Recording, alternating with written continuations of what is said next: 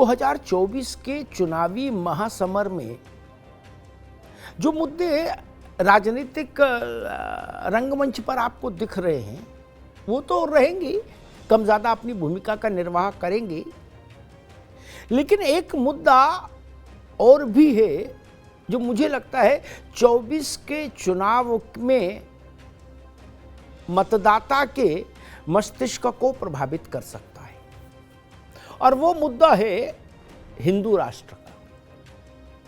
बहुत संवेदनशील मुद्दा है। ये ठीक है, भारतीय जनता पार्टी औपचारिक तौर पर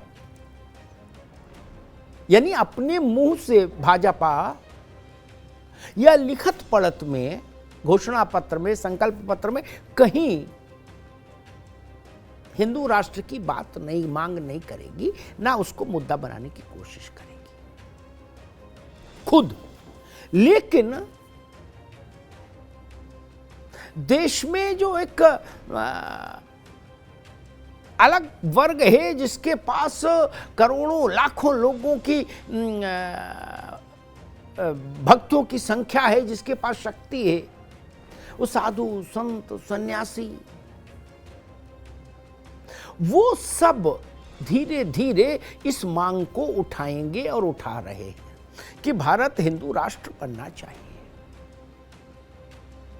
भारत के धार्मिक पटल पर नए उदय हुए उदीयमान बागेश्वर धाम के सरकार बाबा, उन्होंने अभी एक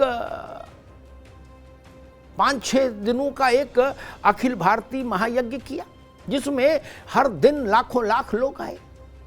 और वो महायज्ञ केवल इसलिए कि भारत हिंदू राष्ट्र बने, इस संकल्प के लिए। बागेश्वर धाम में आप जाइए तो उन्होंने हिंदू राष्ट्र की परिकल्पना, हिंदू राष्ट्र कैसा होगा, इसको लेके एक साहित्य भी छपवा दिया और दीवारों पर चस्पा करा दिया कि हिंदू राष्ट्र कैसा होगा। विश्व हिंदू परिषद हो, साधु संतों के और संगठन हो, या इंडिविजुअली देश के बड़े साधु संत, धीरे धीरे इस मांग को जनता के बीच पहुंचा रहे हैं। वो अपने भक्तों से कहते हैं और भक्त जाके फिर गांव में कहते हैं, फिर एक विमर्श बनता है देश में।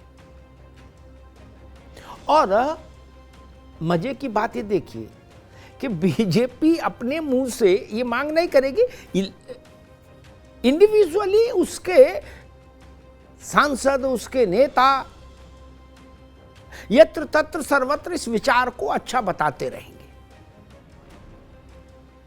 जैसे मनोज तिवारी से किसी ने पूछा कि भाई बागेश्वर धाम वाले बाबा कह रहे हैं कि भारत हिंदू राष्ट्र बनना चाहिए, आपकी इसमें प्रतिक्रिया? उनने कहा बहुत अच्छी बात है। तो भाजपा ये करती रहेगी, लेकिन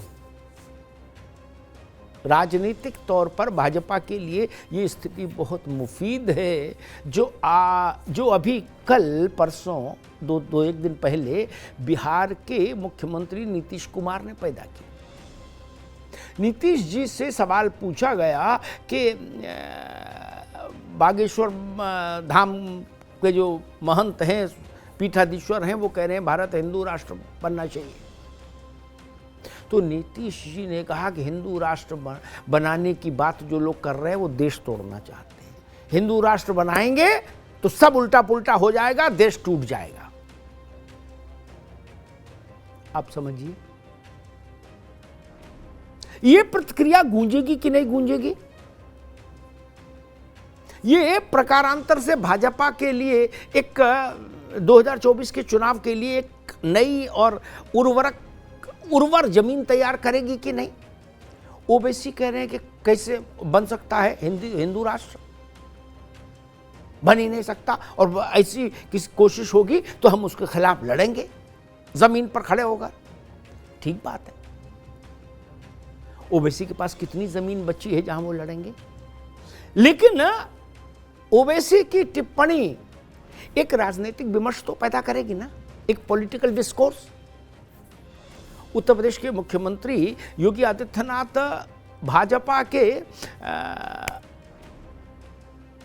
हिंदुत्व वाले जो चेहरा है उसके सबसे बड़े आइकॉनिक फेस हैं। योगी आदित्यनाथ से आप पूछिए कि हिंदू राष्ट्र की मांग हो रही है, भारत को हिंदू राष्ट्र बनाने की, तो वो कहेंगे कि भारत तो हिंदू राष्ट्र है ही, बनाना क्या इसमें। भारत की सांस्कृतिक पहचान और भारत में रहने वाले सारे लोगों की सांस्कृतिक शिनाख्त हिंदू ही है। वो कहते हैं जब कोई मुसलमान भी हज करने जाता है भारत से तो वहां भी उसकी पहचान हिंदू ही होती है।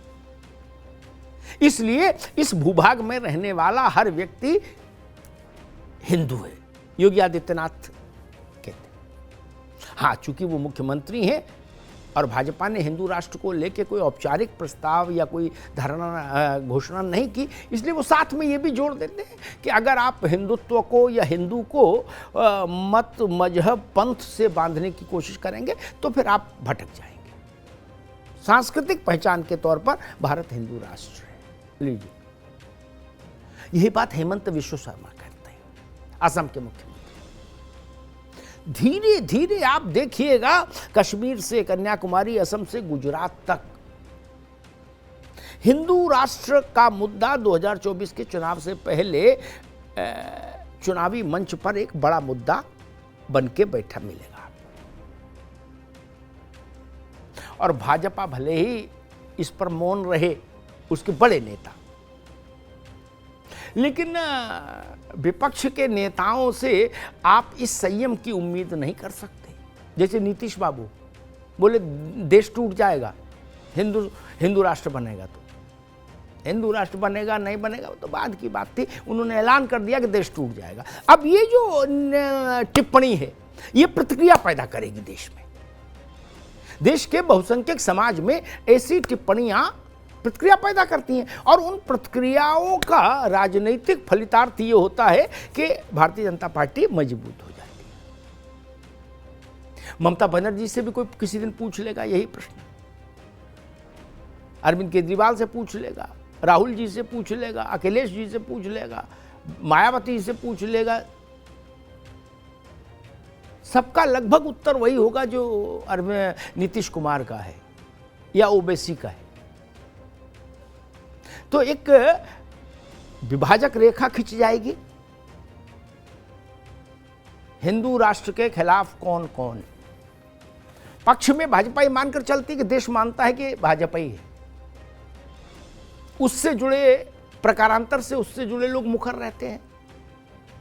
और यहां भारत में रहने वाला हर व्यक्ति हिंदू है, इस बात को लगातार राष्ट्रीय स्वयंसेवक संघ के सत्संग चालक यत्र तत्र सर्वत्र दोहरा ही रहे।